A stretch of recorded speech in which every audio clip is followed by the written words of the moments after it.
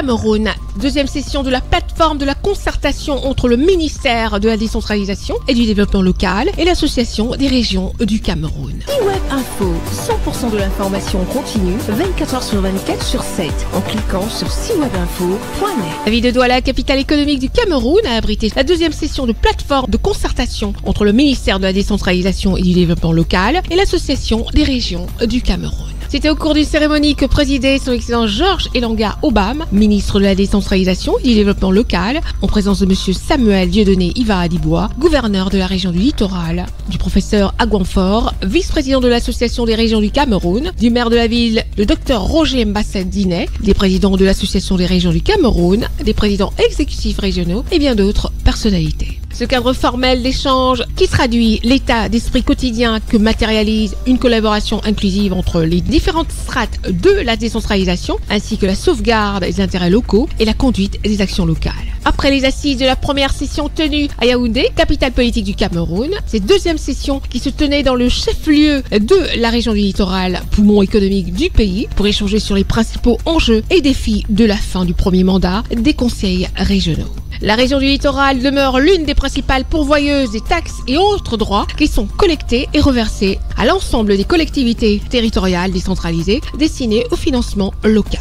Cette rencontre de concertation Mindevel-Arc, qui se tenait au lancement de la promulgation par le président de la République, son excellence Paul Biya, de la loi du 23 décembre 2024, portant fiscalité locale à trouver solution aux préoccupations relatives au financement des conseils régionaux par la fiscalité dont l'application se fera à un rythme de commun accord. Ainsi, les conseils régionaux disposeront de ressources financières importantes leur permettant de mettre en œuvre efficacement leur plan de développement. Ce qui est conforme à l'esprit de la Constitution qui préconise que le financement de la décentralisation soit appuyé par le principe de la solidarité. Elle est également conforme à l'article 11 du Code général des collectivités territoriales décentralisées en ce qui concerne le bénéfice du produit tiré de l'exploitation des ressources naturelles issues du territoire de la région qui prendra la forme d'une retenue à la base. Le ministère de la décentralisation et du développement local ainsi que le ministère des Finances ont pris des dispositions en vue d'élaborer dans les meilleurs délais les textes d'application de cette loi à l'effet de permettre aux conseils régionaux de disposer courant 2025 du produit des taxes et autres droits prévus. Il s'agit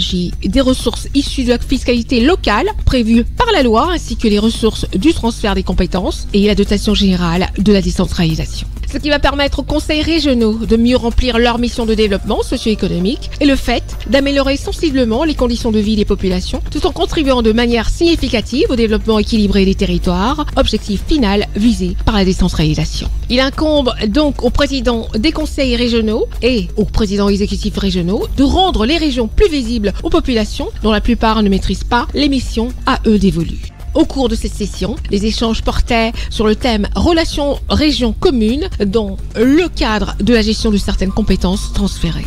Prise en compte des problématiques du genre et du changement climatique dans les actions mises en œuvre par les régions. Procédure d'inscription d'office instituée par l'acte OHADA sur les procédures simplifiées de recouvrement et des voies en exécution révisées.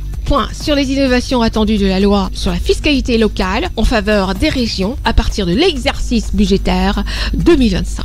Retrouvez toute l'actualité afro-mondiale en ligne et en multidiffusion sur C-Web Info et plateformes digitales Facebook, YouTube, Instagram et en simultané sur Radio Voltage 2.